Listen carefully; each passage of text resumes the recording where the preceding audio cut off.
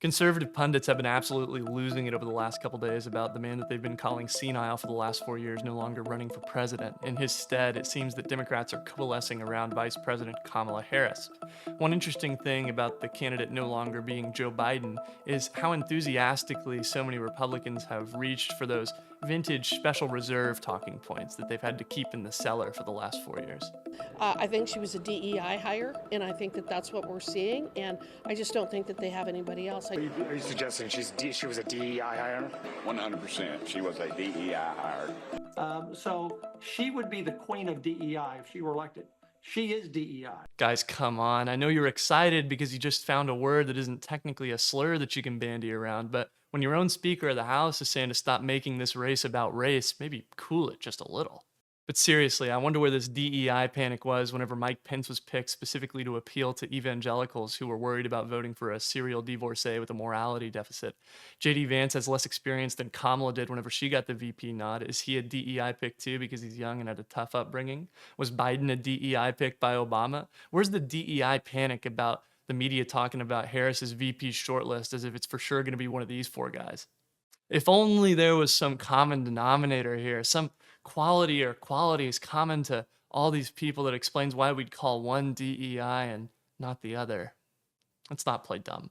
Anyway, dialing up the strangeness once again, we have the inimitable Matt Walsh, conservative political pundit and famous arbiter of womanhood, here to set the record straight and let us know that Kamala Harris being childless makes her unfit to be president. Now, just right off the bat, this doesn't make a ton of sense because, of course, Kamala Harris does have kids. She has 2 stepchildren, but he has a very serious look on his face in that thumbnail, and it does say major red flag in all caps. So maybe we should see what he has to say. So here's just one example of someone making this point. Cassandra McDonald tweeted a couple of days ago, quote, "It's so weird that Kamala has no children. Too busy ladder climbing, I guess. I don't believe people without kids should be running the country. No skin in the game." I will say that calling it a ladder is very generous to Willie Brown. But her overall point is perfectly valid, though. Very classy there, Matt. Thank you for that. And actually, no, they happen to be wrong. She has 2 stepchildren. Yes, there have been other childless presidents before, but if you count Warren Harding, it's been 100 years since the last one. If you don't count him, it's been 150 years.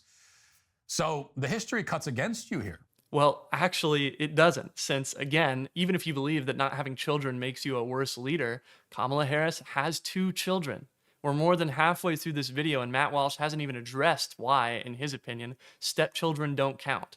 Without some explanation here, the central claim of this video, that Harris is unfit to be president because she doesn't have kids, appears to be predicated on a complete lie.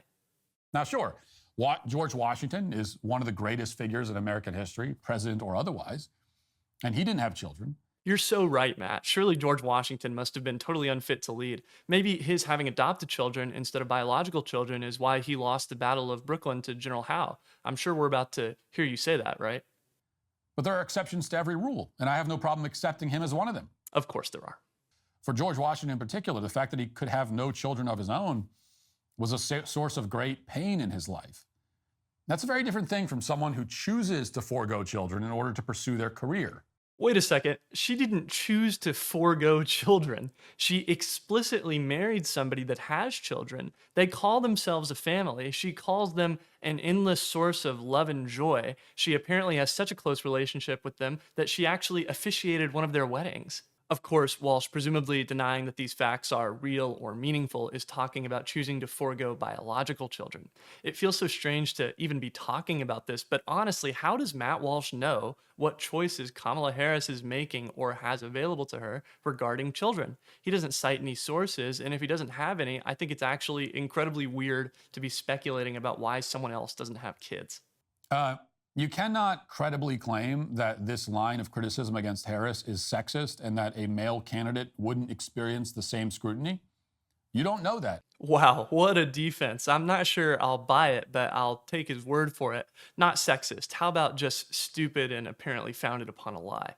Okay, nobody is saying that Harris being childless is the main reason, much less the only reason to oppose her candidacy. Excuse me, but will somebody remind me what this video is called again? Oh, right. It's Kamala Harris being childless makes her unfit to be president. This title makes 2 claims. First, Kamala Harris is childless. Second, Being childless makes her unfit to be president. We already know one is a lie because Kamala does have children. We know Matt knows about them because he read off a piece of a New York Times article earlier that mentioned them. I'd love for Walsh to explain to his party, which draws a significant amount of support from divorced men in particular, why being a step parent doesn't count as being a real parent and why Kamala's family isn't a real family. As for point 2, are we contradicting this now as well? Does not having biological children make you unfit for office, or doesn't it? From this point on, Matt goes on to restate his assumption that Harris chose not to have kids because she's some careerist hell-bent on personal advancement over all else. He also justifies his claim that not having kids is an inherent weakness like this. So when you have kids, your bloodline, a piece of you, the children that you love and would die to protect, are going to live in the future. And there it is. We never do get a direct address from Matt Walsh about the fact that Harris does, in fact, have kids, but we get a passing justification as to why stepchildren do not count. The justification being that knowledge that your bloodline will continue into the future can make you care more about the future. According to Matt Walsh, stepkids can't give you this same level of care about the future because they aren't blood related to you. I mean, how ghoulish. I feel like this is Matt telling on himself more than any sort of brave facts don't care about your feelings moment. Does Matt Walsh not know a single person who has a good relationship with their stepkids or step-parent? Because I'm pretty sure there's a lot of people out there that would very fervently disagree with this idea that step-parents cannot care about their stepkids as deeply as they care about a biological child. Now, as to the broader point that political leaders ought to have biological children and that this is so important that it may be disqualifying for them if they don't, I could go on and on about how this isn't true. I could cite historical examples, great leaders who had no children or adopted. I could point to terrible leaders that loved their children. I could cite philosophers and scholars. We could go on for hours. But instead, I think I'll just let Matt Walsh's own viewers take this one. Here's some of the top comments on that video. Of all the things that could be said about Harris, not having kids is not the problem. She is still a danger to the country.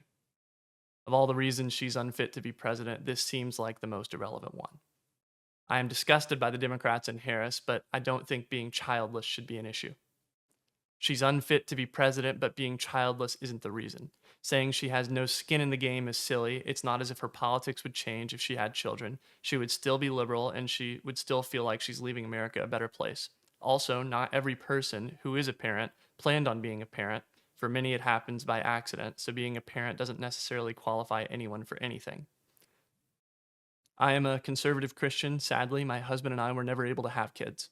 It was and is such a heart-wrenching and isolating thing to go through. It's like sitting on the bench just hoping that you will get to play in the game, but your chance never comes.